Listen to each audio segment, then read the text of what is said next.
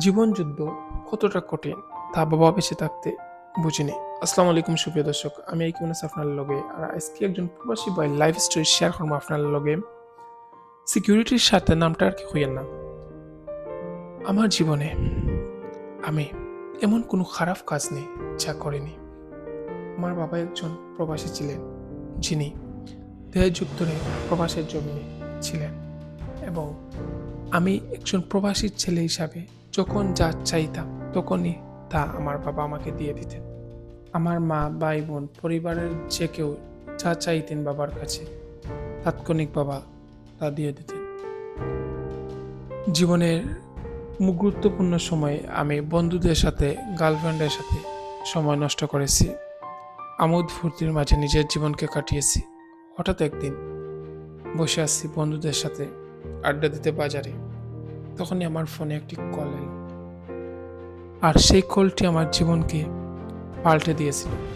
আর সে কলে থাকা ব্যক্তি কান্নার সুরে আমাকে বলে উঠল, তোমার বাবা আজ দুনিয়ার মায়া ত্যাগ করে চলে গেছে।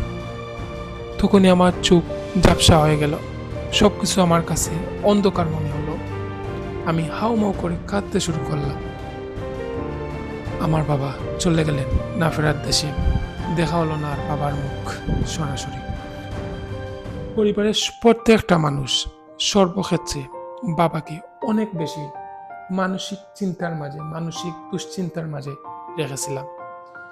মা থেকে শুরু করে ভাই বোন, আমি সহ সবাই। যেহেতু পরিবারের বড় ছেলে হলাম আমি, পরিবারের দায়িত্ব এসে পড়লো আমার কাঁধে। বাবা মারা যাওয়ার 4 মাস পরে পাড়ি জমালাম আমি প্রবাসে। এখানে এসে জীবনের বাস্তবতা বুঝতে পারলাম। জীবন যুদ্ধ কতটা কঠিন তা অনুভব করতে পারলাম। কতটা কষ্ট করে আমার বাবা দেড় যুগ কাটিয়েছিলেন এই প্রবাসের জমিনে, এবং কতটা দুঃখ বুকে নিয়ে আমার বাবা এই দুনিয়ার মায়া ত্যাগ করেছিলেন তা আজ আমি হাড়ে হাড়ে টের পাচ্ছি। এবং অনেক অনুশোচনা হচ্ছে আমার ফেলে আসা সেই খারাপ দিনগুলোর কথা, যে সময়গুলোতে যদি আমি এই কাজগুলো না করতাম তাহলে হয়তো বা আমার বাবা মানসিক শান্তি বুকে নিয়ে পরপাড়ায় পাড়ি জমাতেন। সেই ফেলে আসা বন্ধুগুলো, সেই গার্লফ্রেন্ড নামক জাহান নামে কীটগুলো আজ যার যার মতো ভালোই অবস্থানে আছে। কিন্তু আমি আমার বাবাকে যে কষ্ট দিয়েছি তা কখনো আমি নিজেকে মাফ করতে পারছি না। তার জন্য আজ 5 বছর হয়ে গেল আমার প্রবাসে আসা। আমি প্রথমে দেশে থাকতে ভেবেছিলাম যে 2 বছর প্রবাসে থেকে ফিরে আসবো দেশে, কিন্তু আজ 5টি বছর হয়ে গেল, তারপরেও দেশের জন্য মনটা ছটফট করে, এরপরেও দেশে যেতে পারছি না। পরিবারের সকলের চাহিদা পূরণ করতে, নিজের চাহিদা পূরণ করতে হিমশিম খেতে হচ্ছে। জীবনটা কত কষ্টের, বাস্তবতা কত কঠিন আজ আমি হাড়ে হাড়ে টের পাচ্ছি। যে সকল বন্ধু, যে সকল নারীর পিছনে আমি কত শত টাকা ব্যয় করেছি, সময় নষ্ট করেছি, তারা আজ কেউ আমার পাশে নেই। সবাই নিজ নিজ মতো করে বেঁচে আছে নিজের অবস্থানে। কিন্তু আমি যে আমার বাবার সাথে খারাপ আচরণটুকু করেছি তার অনুশোচনা আমাকে আজ তিলে তিলে খুঁড়ে খাচ্ছে। জীবনে আমাকে এমন একটা পর্যায়ে এসে পড়তে হবে তা আমি আগে কখনো কল্পনাই করিনি।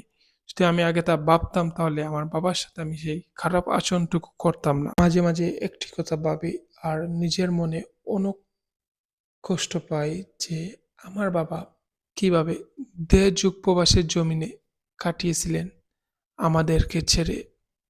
আর আমরা যে মানসিক অশান্তির মাধ্যমে বাবাকে রেখেছিলাম, কতটা সুখে ছিলেন বাবা এই প্রবাসের মাটিতে। প্রবাস জীবনটা কতটা কষ্টের, কতটা বেদনার তা আজ নিজে হাড়ে হাড়ে টের পাচ্ছি। আল্লাহর কাছে একটাই দোয়া করি, আল্লাহ পাক যেন আমার বাবাকে জান্নাতুল ফেরদৌস দান করেন। আজ অনেক ইচ্ছে হয়, অনেক ইচ্ছে করে বাবার সামনে দাঁড়িয়ে বাবাকে বলতে, বাবা তুমি আমাকে ক্ষমা করে দাও। তোমার ছেলে ভালো হয়ে গেছে বাবা। তোমার সাথে আর খারাপ আচরণ করবে না। কিন্তু তা আমি বলতে পারছি না, কারণ আমার বাবা নেই দুনিয়াতে। বাপ মা আল্লাহ তাআলার অনেক বড় নিয়ামত, তা আমি আগে বুঝিনি। বাবা হারানোর পর বাবা যে কত বড় নেয়ামত ছিলেন তা আজ আমি হাড়ে, হাড়ে টের পাচ্ছি। সুপ্রিয় দর্শক, আজকের স্টোরিটা এখানেই শেষ। আর আপনারা যারা আপনাদের লাইফের স্টোরিটা শেয়ার করতে চান তারা আমার লগে ইনবক্সে যোগাযোগ করবা। আজ এই পর্যন্ত আমি বিদায় নিচ্ছি এই আপনাদের কাছ থেকে। আল্লাহ হাফেজ।